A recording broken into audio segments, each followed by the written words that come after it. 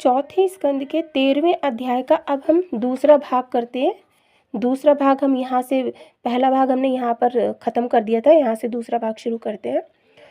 प्रजा की ऐसी पुकार सुनकर राजा ने बेन को बहुत प्रकार से समझाया, लेकिन उनके समझाने पर कोई ध्यान न देकर दूना आतंक मचाने लगा। तत्पश्चात एक दिन पुनः प्रजा ने राजा के पास जाकर पुकार की कि हे पृथ्वीपति, आपका पुत्र अत्यंत ही अत्याचार कर रहा है। ऐसी दशा में हम आपके नगर को छोड़कर चले जाएंगे।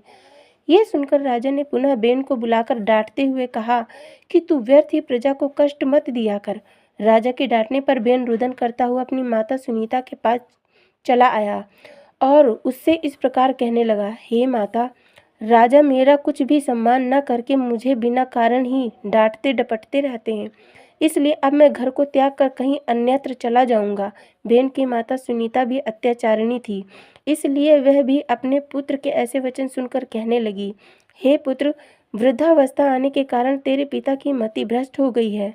वे जो कहें सो कहने दे और तुझे जो अच्छा लगे सो तू कर। तदुपरांत रानी सुनीता अपने पति के क्लेश मचाने लगी। उस समय राजा ने अपने हृदय में सोचा कि स्त्री पुत्रादि के मोह में फंसकर मनुष्य परलोक को भी भूल जाता है तथा अच्छी बात समझाने पर भी उसे बुरा मालूम पड़ता है, इसलिए मुझे अपना जीवन व्यर्थ ही नहीं गंवाना चाहिए। मेरे पिछले जन्म का कोई ऐसा पाप उदय हुआ है जिससे मेरे यहाँ ऐसा अत्याचारी पुत्र उत्पन्न हुआ है। अब यदि मैं उसके साथ रहूं तो उसके पाप करने से मुझे भी नरक भोगना पड़ेगा। जिसकी माता को ही धर्म अधर्म का ज्ञान नहीं है, भला उसका पुत्र पापी क्यों न होगा।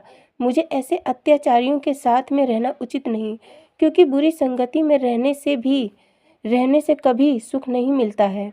अब मेरे लिए चाहिए कि मैं वन में पहुंचकर श्री नारायण जी की तपस्या तथा ध्यान करूं।